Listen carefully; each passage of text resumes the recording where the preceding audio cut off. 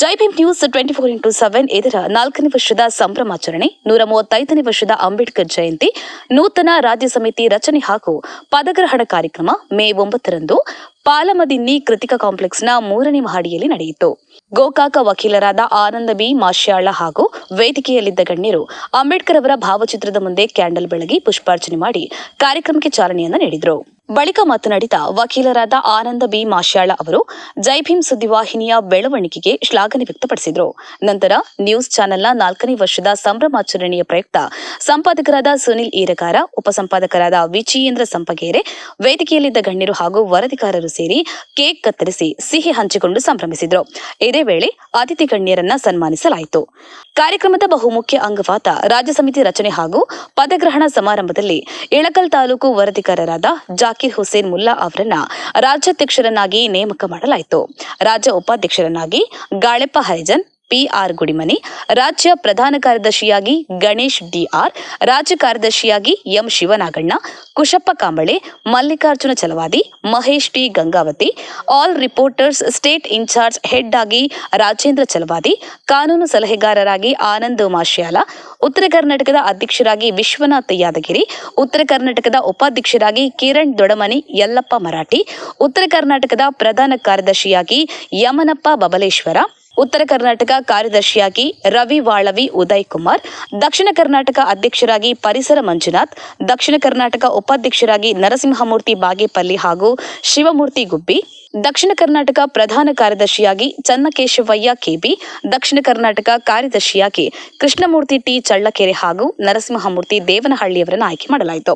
ಇನ್ನು ರಾಜ್ಯ ಸಮಿತಿ ಸದಸ್ಯರಾಗಿ ಜ್ಞಾನಪ್ಪ ದ್ಯಾವಣ್ಣವರ, ಅರುಣ್ ಕುಮಾರ್ ಮಳವಳ್ಳಿ, ಕಿರಣ್ ಬಾರಿಕಡ್ಡಿ ತೇರದಾಳ, ನಾಗರಾಜ್ ಪಾವಗಡ, ಲಕ್ಷ್ಮಣ ಲೋಕೂರು, ಸಂಜೀವಪ್ಪ ಉತಾಳೆ, ಹನುಮಂತರಾಯಪ್ಪ ಕಡೂರು, ಲಕ್ಷ್ಮಣ S ಮುಳಬಾಗಿಲು, ರಾಜಪ್ಪ ಮಾಲೂರು, ಬಸಲಿಂಗಪ್ಪ ಲಿಂಗಸುಗೂರು, ಕಾಶಿನಾಥ್ ಕಾಣೇಕಲ್, ವರದರಾಜ ಕುಣಿಕಲ್, ಚಂದ್ರಶೇಖರ ಮಹದೇವಪುರ, ಬಸವರಾಜ್ ಇಂಡಿ, ಶರಣಪ್ಪ ವಡಗೇರ, ಮುತ್ತು Kattimani, ಹುಲಗೇಶ್ Surapura, Ratikant Bhalki, Balappa Bhajantri Tumakuru, Rajappa Hosakote, Santosh Mageri, CT Rudresh, CK Anjinappa, Kavyashree Hungund, BS Patil Ilkal, Mailarappa Hosamani ಕಲಘಟಗೆ ಇವರನ್ನ 1 ವರ್ಷದ ಅವಧಿಗೆ ನೇಮಕ ಮಾಡಲಾಯಿತು.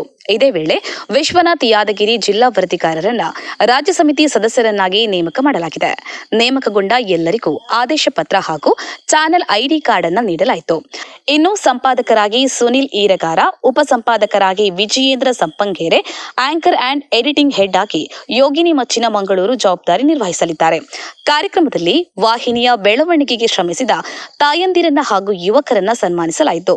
ಈ ವೇಳೆ ವಿವಿಧ ತಾಲೂಕಿನ ವರದಿಗಾರರು ಸೇರಿದಂತೆ ವಿನೋದ್ ಮೇತ್ರಿ, ದಲಿತ ಮುಖಂಡರಾದ ನಾಗರಾಜ ಮುತ್ತೆಪ್ಪಗೌಳ, ಅಪ್ಪು ನ್ಯೂಸ್ ಸಂಪಾದಕರಾದ ಮಹೇಶ್ ಕಡಹಟ್ಟಿ, ಬ್ರಹ್ಮಿಣಿ ನ್ಯೂಸ್ ಸಂಪಾದಕರಾದ ಪ್ರದೀಪ ಕುಲಕರ್ಣಿ, ಪ್ರಗತಿಪರ ರೈತ ಮುಖಂಡರಾದ ಶಾನೂರು ಕೋತಾವಾಲ್, ಭೀಮ್ ಆರ್ಮಿಯ ಬೆಳಗಾವಿ ಜಿಲ್ಲಾಧ್ಯಕ್ಷರಾದ ಕುಮಾರ ಕಡಹಟ್ಟಿ, ಪತ್ರಕರ್ತರು ಮತ್ತು ರಾಜಕಾರಣಿಯಾದ ಕಿರಣ ಬಂಡಿವಟ್ಟರ, ಸಂಪಾದಕರ ಆಪ್ತ ಮಿತ್ರರಾದ ಮಲ್ಲಪ್ಪ ಮುತ್ನಾಳ, ಗಣೇಶ್ ಗಾಡಿವಟ್ಟರ, ಮಂಜುನಾಥ್ ಐಹೊಳೆ, ಪ್ರವೀಣ್ ಕುಂದಪ್ಪಗೌಳ, ರಾಜ್ಯಾಧ್ಯಕ್ಷರಾದ ಜಾಕೀರ್ ಹುಸೇನ್ ಮುಲ್ಲಾ ಅವರ ಪೋಷಕರಾದ ಯಾಕೂಬ ಸಾಬಾ ಡಿ ಮುಲ್ಲಾ, ರಹಿಮಾನ BY ಮುಲ್ಲಾ ಸೇರಿದಂತೆ ಇನ್ನೂ ಅನೇಕರು ಉಪಸ್ಥಿತರಿದ್ದರು.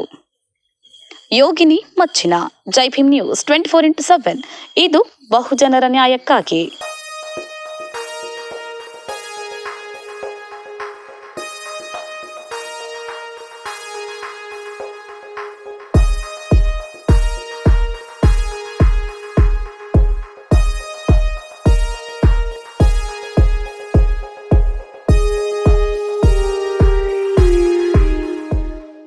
ನಮ್ಮ ಒಂದು ಚಾನಲ್ 3 ಶತಕಗಳ ವರ್ಷಗಳನ್ನ ಗತಿಸಿ 4ನೇ ವರ್ಷಕ್ಕೆ ಪಾದಾರ್ಪಣೆ ಮಾಡ್ತಾ ಇದೆ.